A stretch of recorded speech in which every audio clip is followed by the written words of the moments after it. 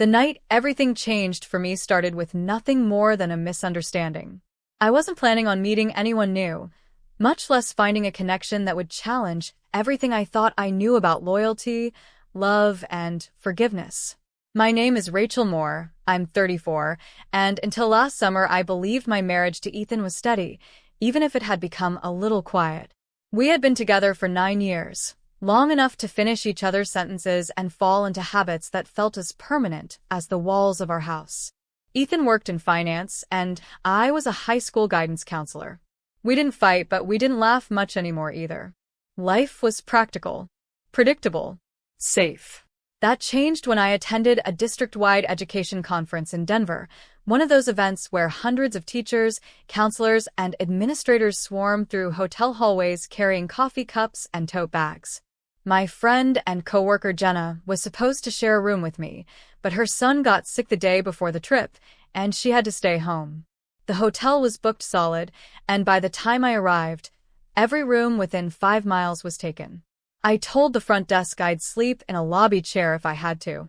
The clerk frowned, clicked her keyboard, and said, "Actually, there's been a mix-up. Another guest's reservation matches yours. Maybe you two can work something out." That's how I met Logan Parker.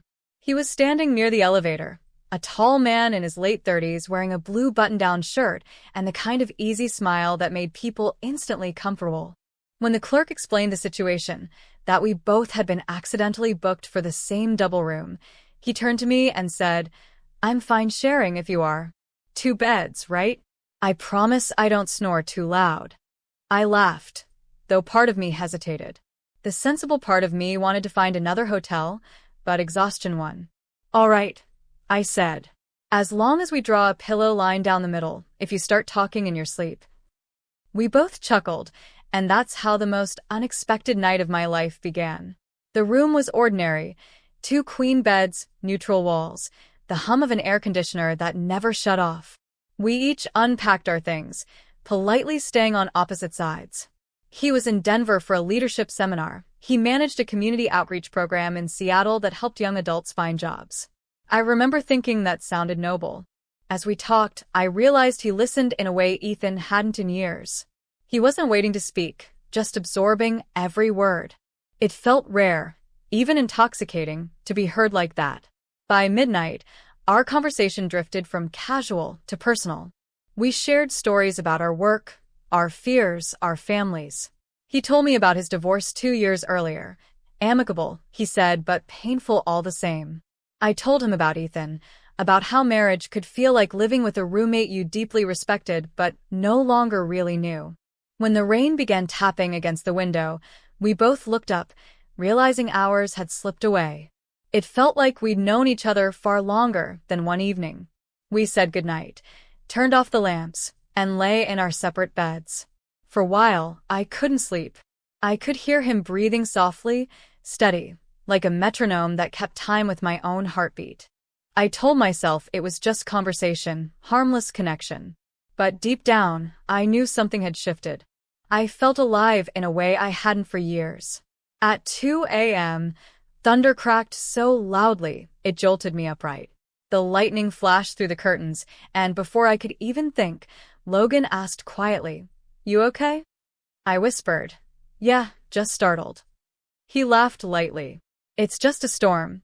Want me to turn on the light?" "No, it's fine." Then came silence again, but it wasn't empty. It was warm. Safe. The next morning, we went down to breakfast together, joking about how we were roommates by fate. I told him I'd see him at the conference sessions later, but we ended up sitting next to each other the entire day. It wasn't planned.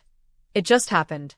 I could feel people glancing at us, assuming we were colleagues or even a couple, and part of me didn't correct them. It was wrong to enjoy that thought, but I did.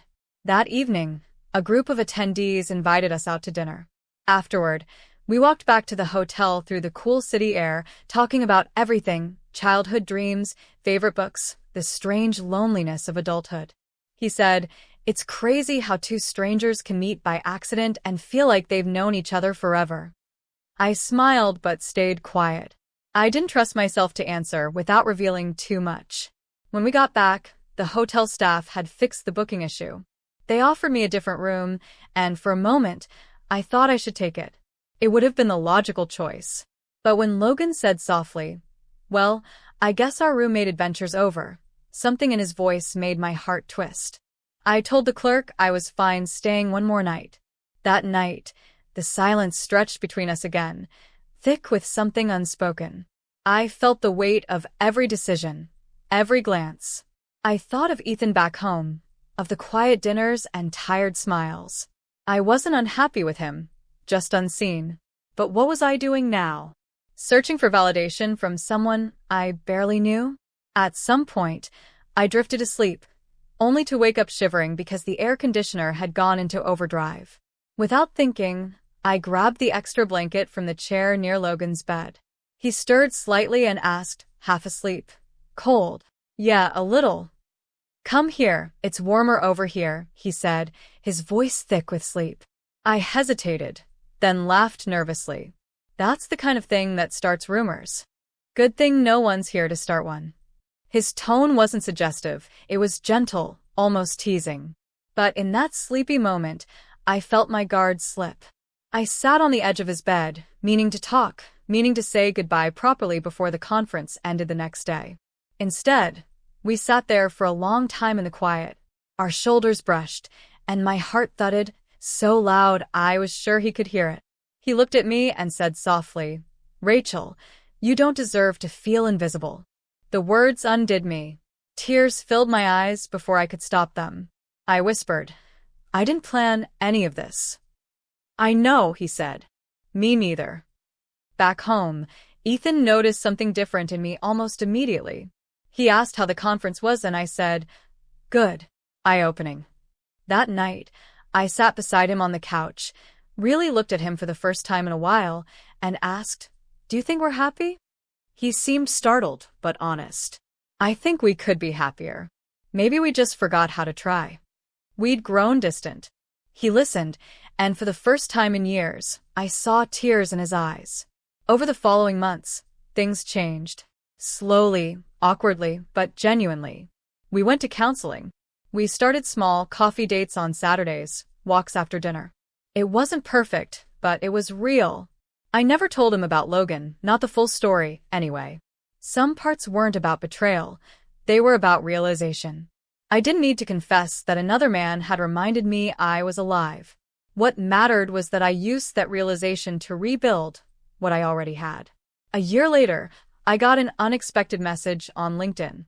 It was from Logan. He wrote, "Hey, counselor. Hope you're still helping people find their way. You helped me, more than you know."